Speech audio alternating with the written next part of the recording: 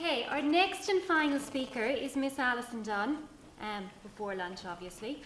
Alison has studied in both Bath and Aston in the UK. She's worked previously as a community pharmacist and has also worked in medical information in the pharmaceutical industry. She's been at Galway University Hospital in her current role as a mental health pharmacist for the past 8 years. Welcome, Alison. Good morning, everyone, and thank you, Valerie, for the introduction, and thank you to Brendan for the invitation to speak today.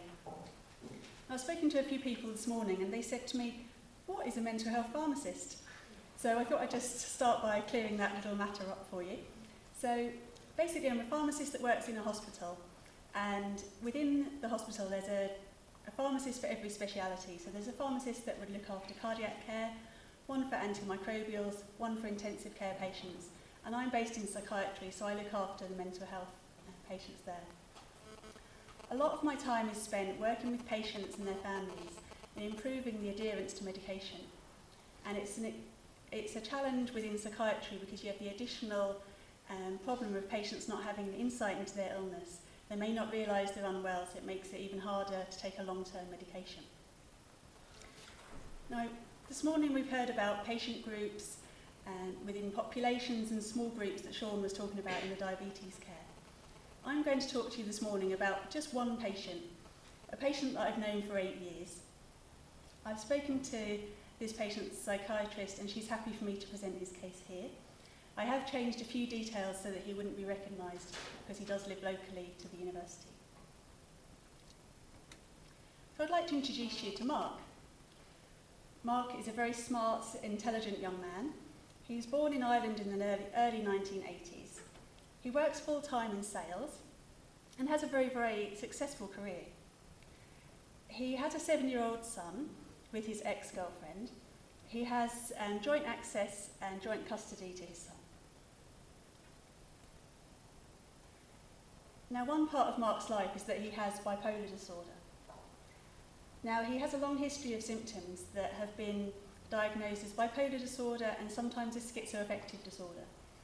And when we're doing research, we like to put people's illnesses into little boxes because it makes it much easier to look at results of research studies. But actually, a lot of patients' symptoms are on a sliding scale and they can fall between different diagnoses. But at the moment, we have Mark labelled as someone with bipolar affective disorder type 1. He mainly has manic symptoms. The sort of symptoms he would have during an episode is he feels really important, has very grandiose ideas. He feels like he's going to meet pop stars like the Spice Girls. He feels that he has endless amounts of money. He has been arrested by the guards before for trying to buy 3 very expensive watches with his own credit card. The jewellery shop thought it was a stolen card because he was trying to spend something like €30,000 on watches. But actually, he just felt himself that he had a huge amount of money to spend. A lot of patients with bipolar disorder have coexisting drug and alcohol problems. And Mark does have a long history of alcohol misuse and occasional cannabis and cocaine use as well. He's had several admissions to the psychiatric unit in Galway over the last years. Most of these are due to non-adherence to his medications. So some patients with psychiatric illness find stressful situations can trigger their symptoms. Mark finds birthdays and Christmas very upsetting for himself. And looking back over his admissions, there's a clear pattern that admissions are either around his birthday or around Christmas time. He's had at least one serious suicide attempt, the most recent being in April. And this was during the end of a manic episode.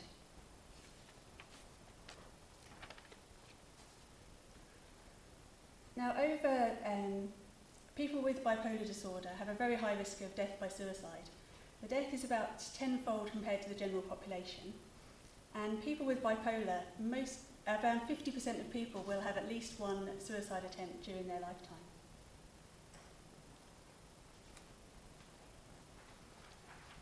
Now, Mark has been treated by lithium in the past, and it was reasonably successful for him for a while. Most of the time he was on lithium was before I actually was involved in his treatment. But from what I can see, it was partially successful for him. Clozapine was introduced on top of his lithium treatment to try and improve his symptom control. Now, clozapine is licensed for treatment-resistant schizophrenia and also for psychosis relating to Parkinson's disease. So the use for this patient was an unlicensed use, but there is some evidence that clozapine can be helpful for patients with bipolar disorder that have not responded to standard treatments such as lithium. Now, Mark's prescription for clozapine should have been between 200 or 300 milligrams a day, and this is what he was initially prescribed by his consultant. However, over the years, Mark gradually reduced his dose so that he was only taking 25 milligrams daily. The consultants and myself as part of his treating team were aware that he was gradually reducing his dose. He had to attend the clozapine clinic for blood testing every month, and he was very reluctant to attend for testing. We had to make several phone calls and text messages every month to get him into the clinic for his blood tests. But he always did attend in the end, and he did kind of limp along with his clozapine treatment for a while. Although he had subtherapeutic clozapine levels, he did seem to remain reasonably well for some years. But in the end, we decided that because of his ad hoc adherence to treatment, that clozapine wasn't really a very suitable treatment for him. And it was a waste of his time coming for blood tests and a waste of our time and money, really, to use the clozapine for him. So he was recently switched to a combination of antipsychotics and sodium valproate as a mood stabiliser, and he's been on this combination since January. So this is Mark's current prescription.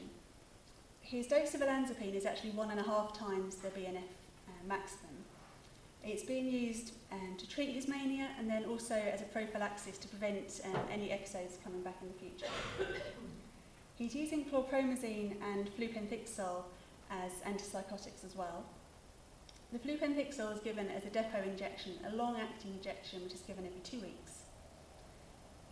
His mood stabiliser is sodium valproate, which is a well-recognised option if lithium hasn't been a suitable treatment for a patient in the past. He's also prescribed a benzodiazepine called clonazepam. Again, this is an unlicensed use because clonazepam is licensed for epilepsy in Ireland. He takes it occasionally for anxiety and sleep disturbance. And given his history of drug misuse, this is something I'd like to get taken off his prescription as we go down the line. But at the moment, he feels that he needs occasional benzodiazepines. So as you can see, he's on a fairly complicated regime of treatment at the moment. If he had taken his lithium and clozapine as prescribed over the last few years, he may not have ended up in such a complicated regime. But this is his prescription as it stands. So I spent a lot of time working with Mark to try and find out why isn't he taking his medicines, and is there anything we can do as pharmacists and his multidisciplinary team to try and improve his adherence. So he really doesn't want to gain any weight on any treatment he's on. He's very body conscious and likes to have a very smart appearance, and he isn't tolerant to any kind of weight gain at all.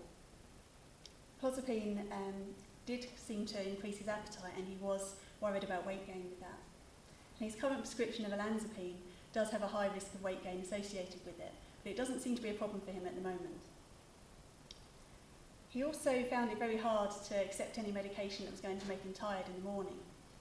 He is very keen to continue working, and he wasn't going to take any medicine that made him feel very drowsy and sleepy in the morning. He knows himself that his increased alcohol use leads to erratic compliance and adherence to medication.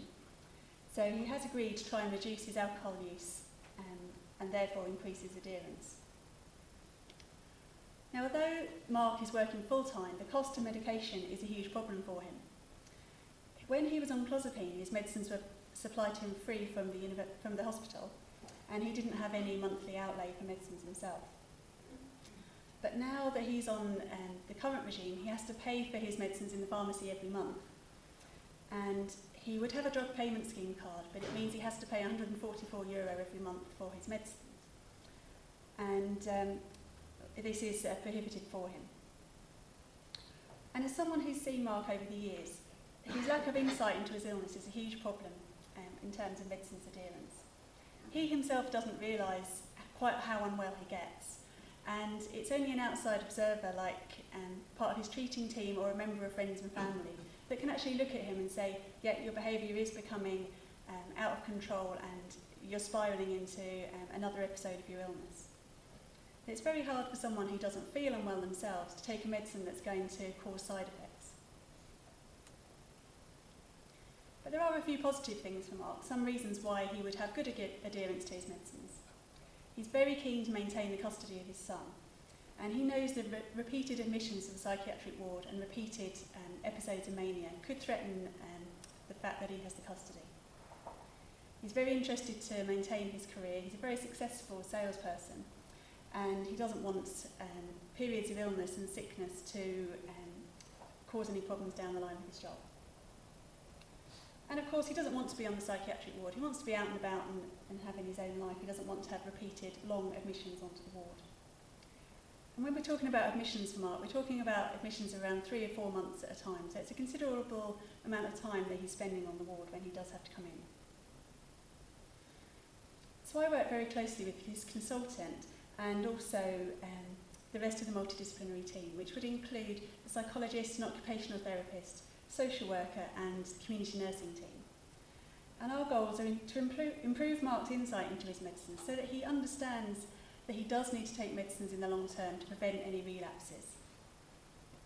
We want to reduce the frequency of his admissions, and if he does need an admission, we just want it to be a very short admission, maybe just to adjust a medicine, rather than a long-term admission due to non-compliance with medication. He's being very closely monitored by the community nursing team at the moment. He does have his regular depot injection, so that even if his compliance with his oral medication is reduced, we know that he is receiving some antipsychotics at all times. We're hoping that he's going to engage with the drug and alcohol services to reduce his alcohol, cocaine and cannabis use, and this is something that he is working on over the years.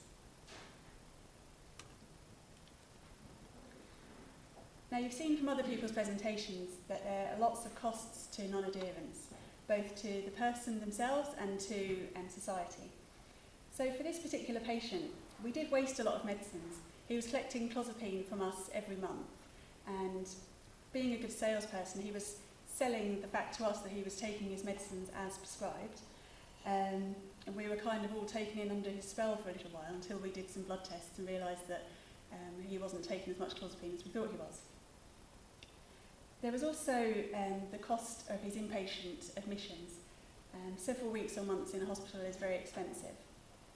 While he wasn't working, he would have been receiving sickness benefits. And also, when he's not working, he's not paying taxes and contributing to society in that way. But for Mark, there's a lot of costs of non-adherence as well. His relationship breakdown was probably due in part to the fact that he was having repeated manic symptoms. His behaviour was very erratic. He was driving fast, he was taking drugs, he was going on holidays at very short notice, and it's very difficult to maintain a relationship under those circumstances. As we said before, there's potential for the loss of employment and the loss of custody of his son. And more importantly, every episode of bipolar symptoms that a patient has increases the likelihood of resistance to future treatments. So you're more likely to need higher doses, more combinations of treatments, and also you may not recover completely your full cognitive function.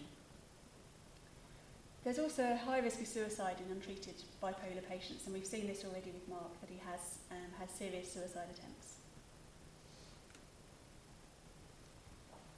So I'm hoping the future is quite bright for Mark. We do seem to have turned a corner in that he does seem to know that he needs to take medication long term to prevent his frequent admissions to hospital.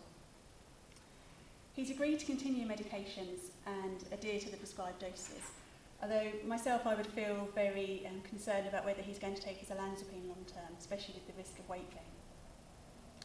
The depot antipsychotic is going to continue for him so that he will have some maintenance treatment, and he seems happy to take the mood stabiliser for the time being. He's currently back at work and out of hospital, and he still has joint custody of his son. He's living in his own private rented accommodation, and is being visited regularly by the community nurse to keep an eye on him to see if he has any signs of early relapse. He can be treated very quickly. So I'm hoping this is a happy ending, and that Mark will not have too many future admissions to the hospital, and that he'll have a very successful future. Thank you very much.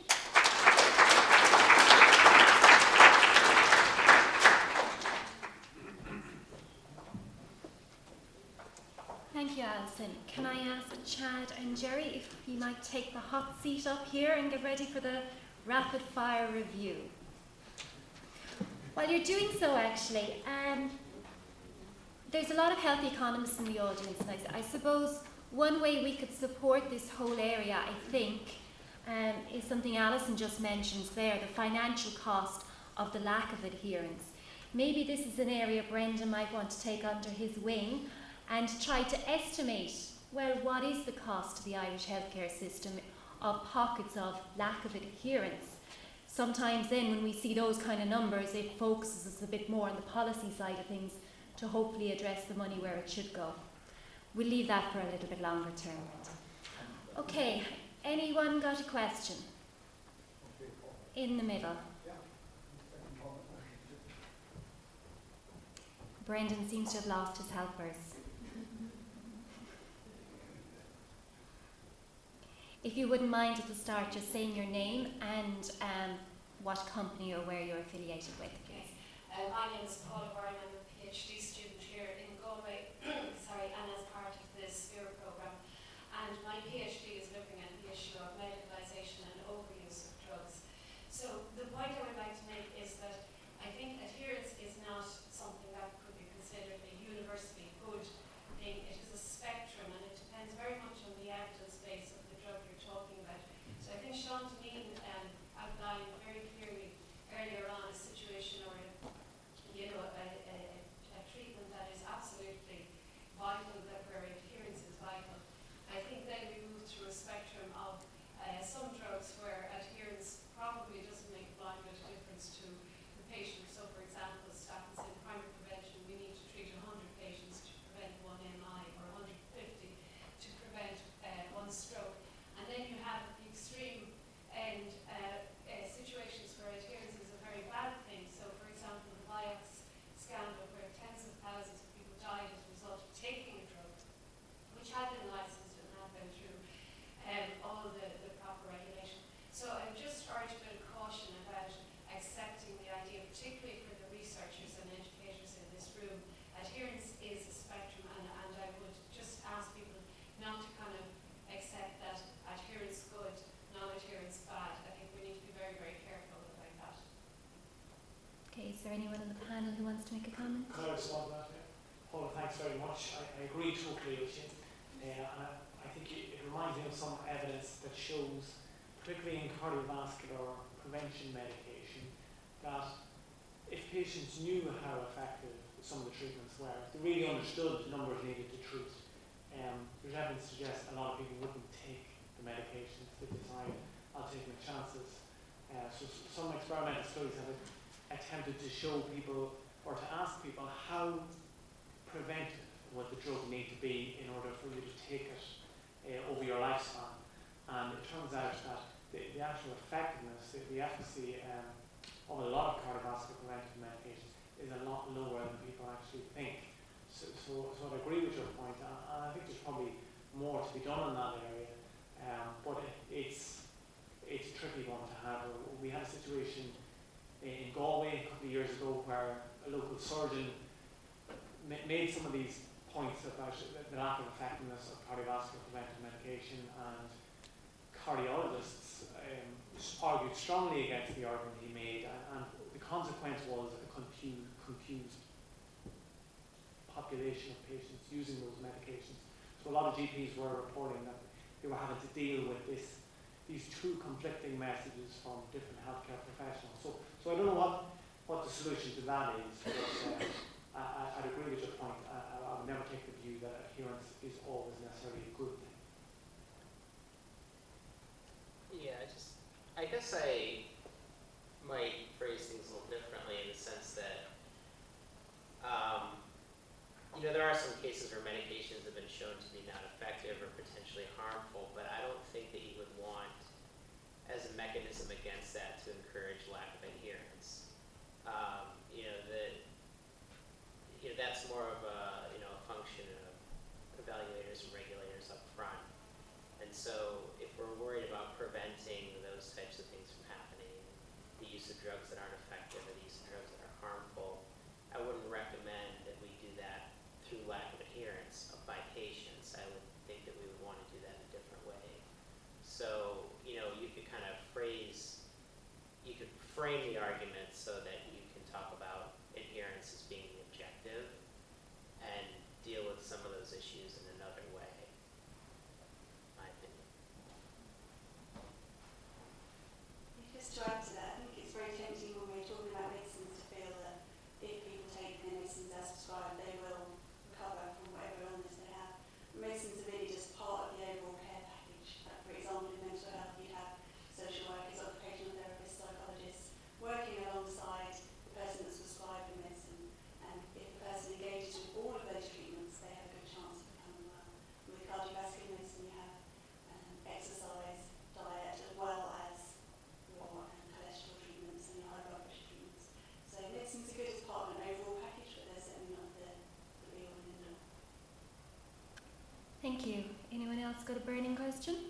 I just thought the case study was fascinating. Sorry, Dean Blake from Sterling. So we're talking a lot about behaviour change. And, if you want to change somebody's behaviour or get them to behave in a certain way, you tend to try to frame a very simple option to them that doesn't cost them a lot at first, gives them a bit of time to kind of get into it, and then settles into a habit. And it just strikes me with, if you look at mental health medication, for example, even the names of the drugs are so confusing that to a pharmacist it's not going to be. But when I saw the treatment regime we had up there, and I was just thinking, if I was thinking of that as a financial product and I wanted to make sure that somebody would not take it over, if you had names like that, that's exactly how you go about it. I mean, there's even literature about how you do it. And from what you said, professionals like you have got ways of then framing it to the person and making it relevant. But I wonder, do you have thoughts about what you actually have to deal with as the raw materials? Like some of these things are just very, very complicated, biological, and I don't even know where pharma medications, I think it's almost randomly taken off websites at this stage, what the drug names are called, and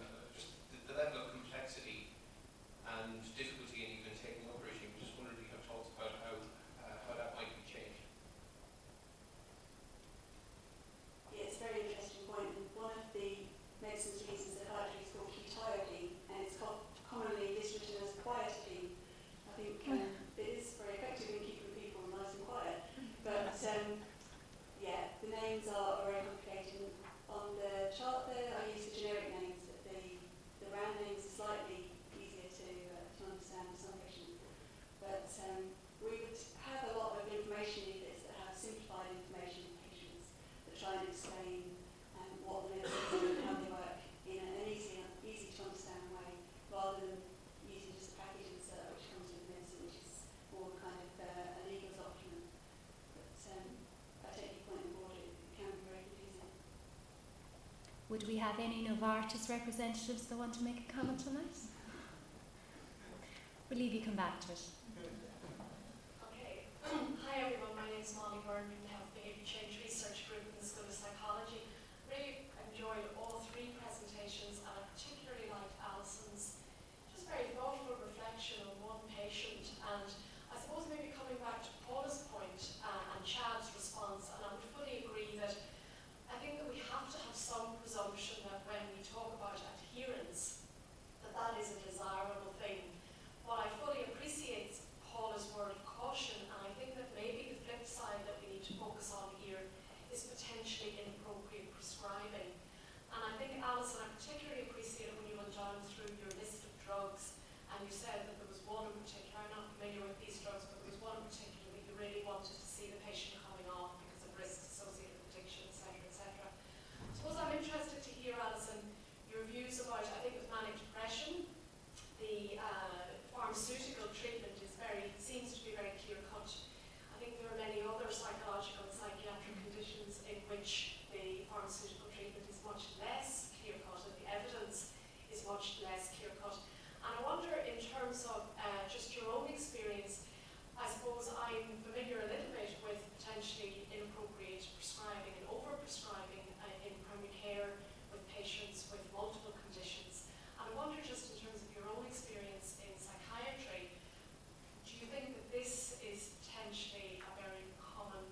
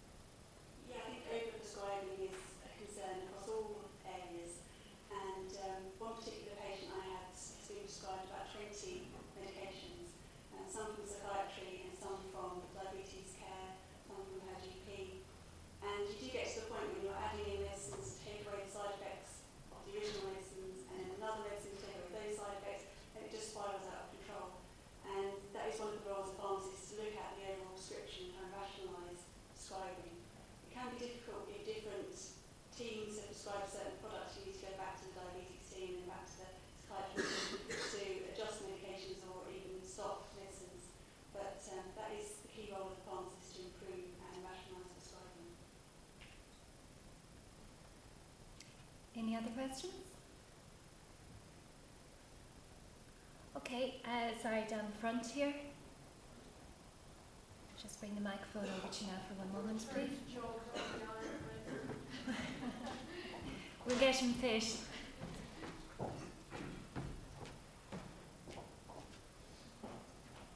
you very much. A question and a comment. Just a comment. You made a proposition to Brandon here. Recent OECD figure showed that there's 4% loss of GDP to mental illness. I estimate for Ireland that's in the region of 7 billion, 4% loss in GDP of productivity. That's for Ireland in the region of 7 billion euro per year. Can I ask Rachel, you mentioned the suicide rate for bipolar illness. Do I take it, can you tell me what that rate is, and is that for non-treated bipolar patients? Thank you. Yeah, I don't have all the figures to hand, I'm afraid, but the evidence does show that the rates are about tenfold compared to general population. So I don't know if that is completely untreated or people that are treated with partial compliance. I mean, just on the question of the cost of non-adherence, it's a complicated thing because, assuming for a moment that adherence might help people, you'd say that by non-adhering, they're incurring further costs, and say the likes that Alison referred to in terms of needing inpatient care, possibly because of non-compliance. That's a significant cost. On the other hand, of course, if a bunch of people don't take their drugs, at some stage, the payers realizes they're not taking them and they will stop spending that money. So it's a mix of things. Okay, thank you. I think we'll leave it there. Can I just say thank you again to our panel and our speakers, to Chad, to Jerry and to Alison. And I assume lunch is outside. What time do you want people back? Yeah, well, let me in turn thank Valerie because she put it so well, didn't she, at the beginning where she said somebody was kind enough to ask her to chair the session. I was that